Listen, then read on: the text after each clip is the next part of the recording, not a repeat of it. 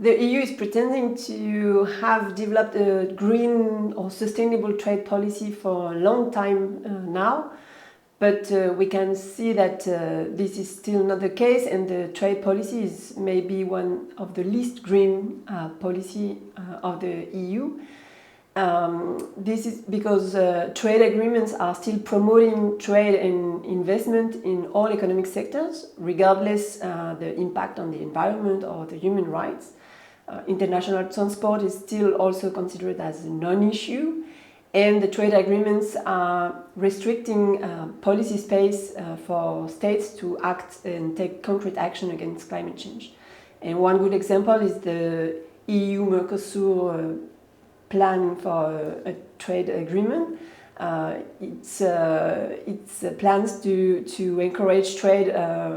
We say sometimes it's a cause for CAP agreements, and it will encourage meat production and other agro-exportation from Mercosur countries, regardless the impact these production have on the environment, and car production, machine production in the EU without any ecological requirements. And also we know that it will also, not only on climate, but on other ecological aspects. For instance, it will promote the export of EU forbidden pesticides that are not used anymore in the EU in those countries, and then we will import back agricultural products treated with these pesticides. So this is not at all sustainable trade.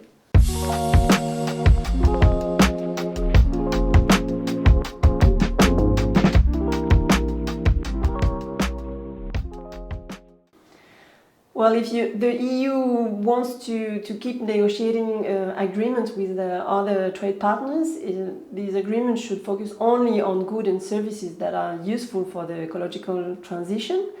And the way these goods are produced should be also assessed. So it means that we should only promote trade for sustainable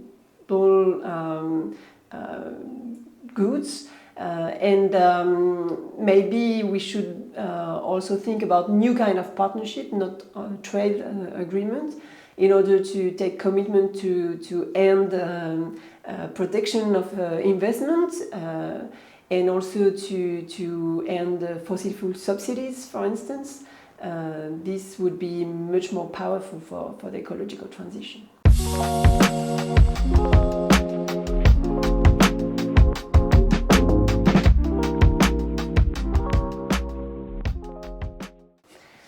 Well, new geopolitical tensions tends to relegate our concerns about ecological and social crisis to a second place. And it's becoming more and more difficult to build common understanding and common proposal for another kind of trade policy, and also in a spirit of international solidarity. At the same time, current context expose our vulnerabilities to external shocks, and it creates also new opportunity to advocate for re-territorialization of production, and this might be something that we should discuss much further.